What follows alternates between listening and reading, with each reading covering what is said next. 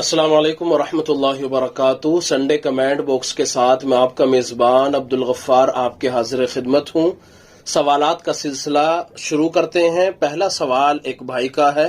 इंतजार अहमद सवाल करते हैं कि भाईजान, मैं पेशाब किया और कतरा पेशाब का अगर टपक गया तो नापाक हो जाते हैं।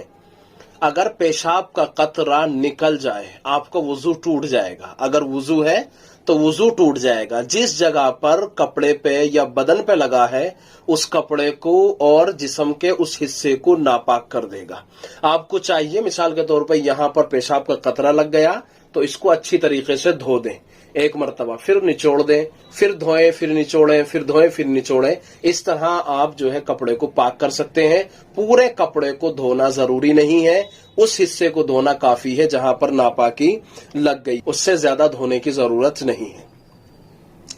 दूसरा सवाल है कि नदीम के माने क्या है। तो देखें, नदीम के माने हैं हम नशी, पास बैठने वाला। माने पूछे गए हैं, इनाया के माने क्या है। देखिए, इनाया के मुताद्दद मानी आते हैं, जैसे कि लुत्फ व करम, मेहरबानी, इसी तरह तवज्जो, इल्तिफात, तोहफा, अतिया, और ये नाम रख सकते हैं, कोई मसला नहीं है। सवाल ये है कि अगर शौहर दिन भर माँ बाप भाई बहन की सेवा करवाए और फिर रात में अपने लिए बुलाए तो औरत कैसे हाँ कर सकती है। अब चाहे हूरे लानत भेजें या कोई और, वो काम करने तो नहीं आती बीवी का, उनका काम ऊपर से लानत भेजना है। ये सवाल है, शायद किसी खातून का सवाल है और ये खातून ने सवाल किया है। देखिए, अच्छे से इस बात को समझ लें। बीवी के ऊपर शौहर की जिनसी ख्वाहिशात की तकमील करना, उसको पूरा करना औरत के ऊपर लाजिम और जरूरी है। रहा शौहर का मसला कि वो अपनी बीवी से अपने माँ बाप भाई बहन का जो काम करवाता है, शरई एतबार से ये काम करने के लिए औरत को मुकल्लफ बनाना और उसके ऊपर जबरदस्ती करना, दबाव डालना शरीयत के अंदर बिल्कुल नहीं है। हाँ, औरत का अखलाकी फरीजा ये बनता है कि औरत अपनी सास की, ससुर की, अपने देवरों की या इसी तरह जो शौहर की बहनें हैं उनके साथ में अच्छाई का मामला करे, एहसान का मामला करे, भलाई का मामला करे, कर सकती है। लेकिन शौहर का बीवी के ऊपर जोर जबरदस्ती करना, उसके ऊपर दबाव बनाना शरीयत के अंदर बिल्कुल भी दुरुस्त नहीं है।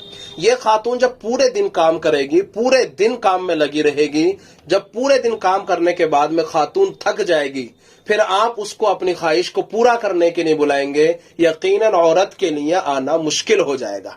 इसलिए शौहर को भी चाहिए कि वो अपनी बीवी को समझने की कोशिश करे और अपनी बहनों को, अपनी माँ को, अपने वालिद को, भाइयों को समझाए अल्लाह ने कितनी जिम्मेदारी इसके ऊपर डाली है। इसलिए मेरे भाइयों और बहनों, अगर इन रिश्तों को अच्छे तरीके से आप निभाएंगे तो इंशाअल्लाह निभ जाएंगे, कोई मसला नहीं होगा। शौहर को भी चाहिए कि वो भी नरम मिजाजी इख्तियार करे, बीवी को भी चाहिए कि वो भी जरूरतों का ख्याल रखे।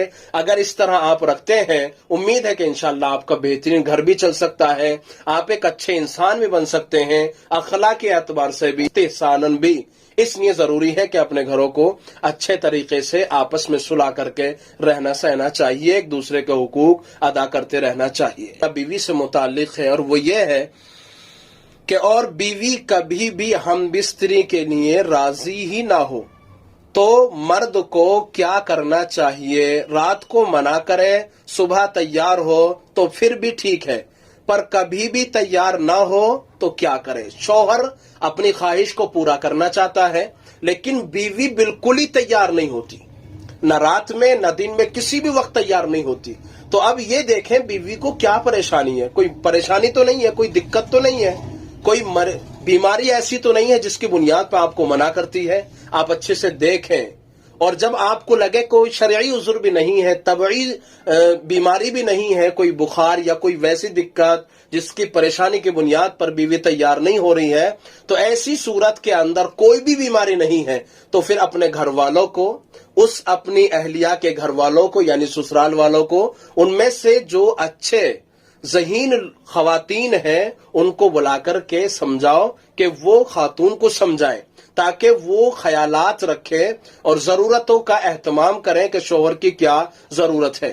اور اگر پھر بھی کام نہیں چل سکتا، بیوی بالکل ہی راضی نہیں ہے، سب کچھ کر لیا، پھر اللہ تعالیٰ نے آپ کو استطاعت دی ہے، آپ کے پاس مال ہے، اور پھر آپ دوسری شادی کر کے دونوں بیویوں کے درمیان میں آپ ایک دوسرے کے حقوق اور انصاف سے کام کر سکتے ہیں، تو شریعت نے آپ کو اجازت دی ہے آپ دوسرا نکاح کر لیں، اس کی شریعت نے آپ کو اجازت دی ہے. ایک اور سوال ہے، کیا ٹوپی سر کے اوپر رکھ کر کھانا کھانا ضروری ہے، سنت سے ثابت ہے، یا بغیر ٹوپی سر پر رکھے ہوئے ہم کھانا کھا سکتے ہیں یا نہیں کھا سکتے؟ اچھے سے سمجھ لیں، احادیث مبارکہ میں صریح الفاظ نہیں مل پائے جس کی بنیاد پر یہ حکم لگایا جا سکے کہ نبی علیہ الصلوۃ والسلام جب کھانا کھایا کرتے تھے تو سر کے اوپر ٹوپی رکھ لیا کرتے تھے یا عمامہ شریف باندھ لیا کرتے تھے.